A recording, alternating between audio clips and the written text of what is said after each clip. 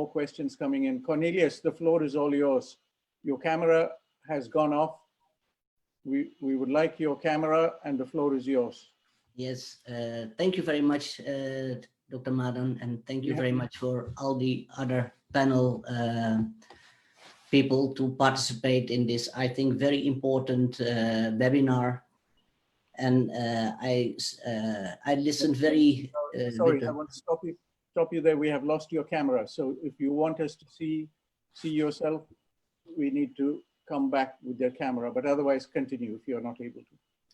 I think, like last time, my camera has a mind of its own. Okay. Okay. For me, it is on, and I see on the screen it is indeed it's off. I think you can just people saw my picture, so they know how I look like. And otherwise, next time I have another camera installed. Yeah. What I was listening very with a lot of interest to the presentation from Dr. Bhatt and Dr.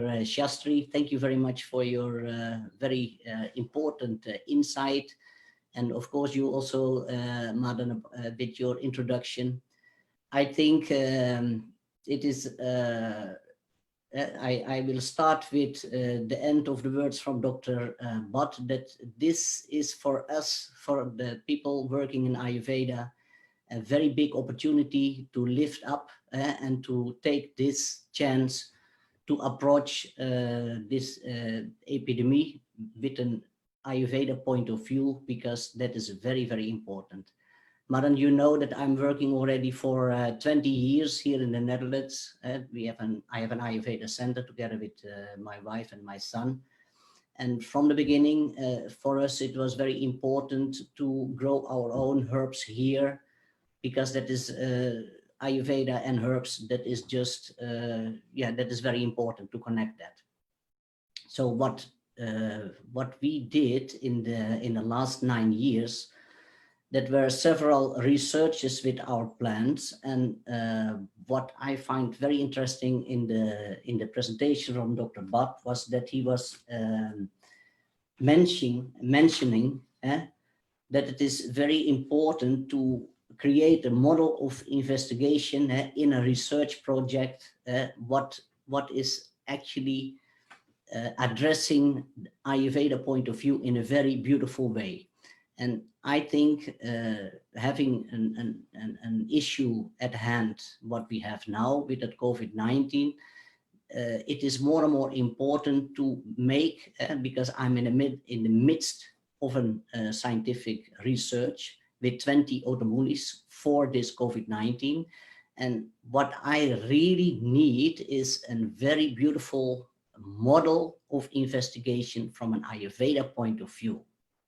And when I can have some backup from India and from Dr. Bhatt, Dr. Shastri, you and all the other doctors known in the Ayurveda field, when we can have a shared model that we address Ayurveda point of view in that scientific research, that should be so helpful for us.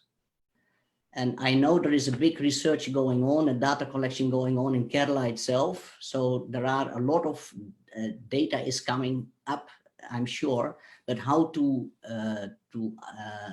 look at it in a meaningful way, because we need the kind of model so that we can measure it on a scale, so that we can have a meaningful output in it.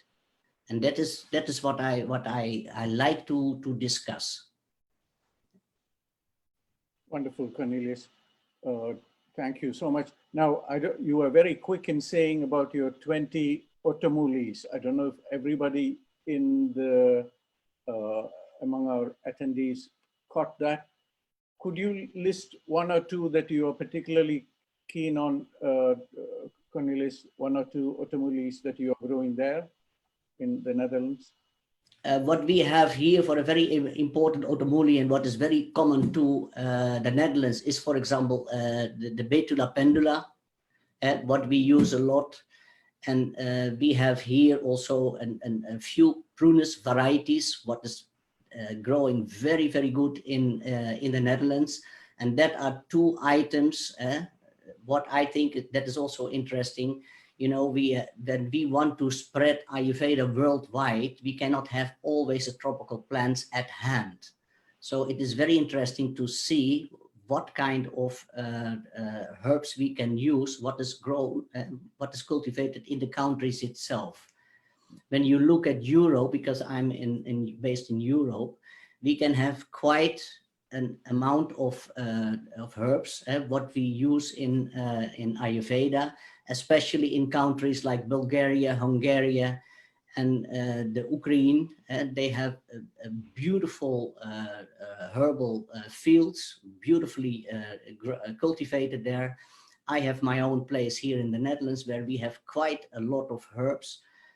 So to look at that, to cultivate that in an Ayurveda way. For example, I use Panchagavyan to cultivate to fertilize our land. That are the 5 products of the cow, and that we did from the beginning, and we have really beautiful results with that, because we went to Wageningen University to test these herbs.